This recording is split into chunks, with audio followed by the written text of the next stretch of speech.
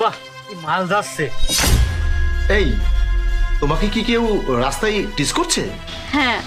কি বলছে তোমাকে? ও জানু, নাম্বার তো দিয়ে যাও। হারামিটা তো আমার থেকে নাম্বার চাচ্ছে। নাম্বারই তো চাচ্ছে, দিয়ে দাও তোমার নাম্বারটা। কি বলছো? আমাকে এভাবে ডিস্টার্ব করছে আর আমি ওকে নাম্বার দিব? আরে নাম্বারই তো, দিয়ে দাও। আমি যা বলছি তুমি তাই করো। নাম্বার নেবেন? হ্যাঁ, আপনি অনেক বিউটিফুল, আপনাকে অনেক ভালো লেগেছে আমার। আপনি কোথায় থাকেন? অ্যাড্রেস দিয়ে দাও। আমি আমি তো সামনের পাড়াতেই থাকি। আরে বাহ, আপনি তোমার প্রতিবেশী হয়ে গেলেন। আমিও তো ওখানেই থাকি। বলছি, তাহলে যদি একটু নাম্বারটা নেওয়া যায়, তাহলে তো আমাদের রিলেশনটা আরো একটু গাঢ় হতো। হ্যাঁ, নাম্বারটা দিয়ে দাও। হ্যাঁ, লিখুন না নাম্বারটা। বাহ, মেয়ে তো পটে গিয়েছে, এবার তো শুধু মজাই মজা। হ্যাঁ বলুন। আচ্ছা ঠিক আছে, নাম্বারটা নিন। 019। এবার তো আমরা বন্ধু হয়ে গেলাম। তো আমি কি আপনাকে আপনার বাসায় ড্রপ করে আসতে পারি? বলো, নাম্বার তো পেয়ে গিয়েছেন, এখন বাকি কথা ফোনে হবে।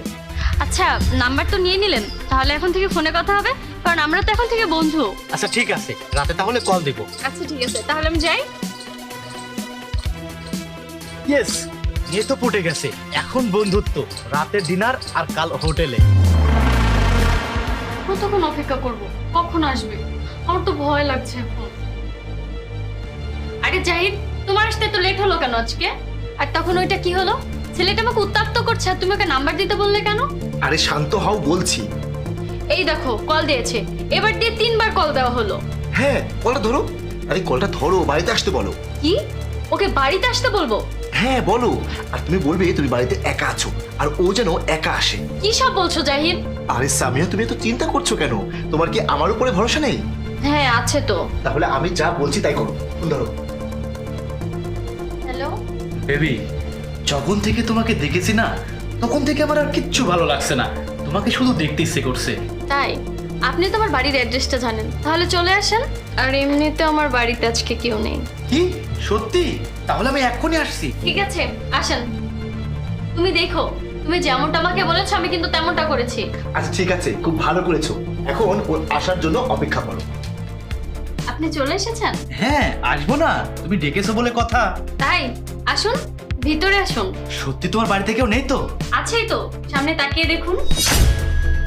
এটা কে? আরে ভয় পাওয়ার কিছু নেই, এটা আমার বান্ধবী। আপনার প্রোফাইল দেখে ফিদা হয়ে গিয়েছে, তাই আপনার জন্য আমার বান্ধবীকেও ডেকে এনেছি।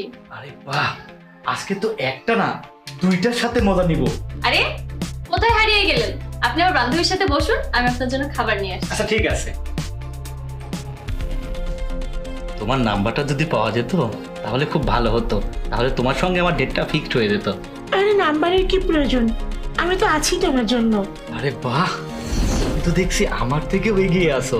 হ্যাঁ, আপনার থেকে তো এগিয়ে থাকতেই হবে, বলা যায়। চলো, তুই আমার এরিয়াতে মেয়েদেরকে উত্ত্যক্ত করিস। অনেক শখ মেয়েদেরকে উত্ত্যক্ত করা, তাই না? চল, তোকে থানায় নিয়ে গিয়ে আমি তোর এই শখ পূরণ করে দেবো। তোর এত বড় সাহস, তুই একজন পুলিশ ইন্সপেক্টরের বউকে উত্ত্যক্ত করিস? সামিয়া, আমি ওকে থানায় নিয়ে যাচ্ছি। তুমি কি ওকে কিছু বলতে চাও? হ্যাঁ, আমি ওকে একটা কথা বলতে চাই। আচ্ছা, তুই যার পেটে জন্ম নিয়েছিস সেও তো একটা মেয়ে। তোর বাড়িতে তো তোর মা আছে, বোন আছে, আর অনেক মেয়ে আছে। তুই যাদেরকে নিজের আপন মনে করিস। এই, তুই কি কোনোদিন ওদের দিকে নোংরা চোখে তাকিয়েছিস? ভেবেছিস কোনোদিন? ভাবিসনি তো? তুই যেসব মেয়েদেরকে উত্ত্যক্ত করিস তারাও তো কারো মেয়ে, কারো বোন, কারো বউ, কারো মা। একটা মেয়ে নিজের কাজে বাইরে গেলে বা বাজার ঘাটে গেলেই তুই তাকে উত্ত্যক্ত করতে পারিস না। আমি চাইলে কিন্তু আমি তখনই ওখানে গিয়ে তোকে মারতে মারতে থানায় নিয়ে যেতে পারতাম, কিন্তু না, আমি সেটা করিনি। কারণ আমি দেখতে চেয়েছিলাম যে তুই অন্য মেয়েদের সাথে কেমন আচরণ করিস আর তাদের সাথেও কতটা নিচে নামতে পারিস। তোকে আমি হাতে নাতে ধরতে চেয়েছিলাম। আরে তুই তো সীমা লঙ্ঘন করে ফেলেছিস। এদের মতো মানুষকে না শুধু থানাতে শিক্ষা দেওয়া যায়। নিয়ে যাও ওকে।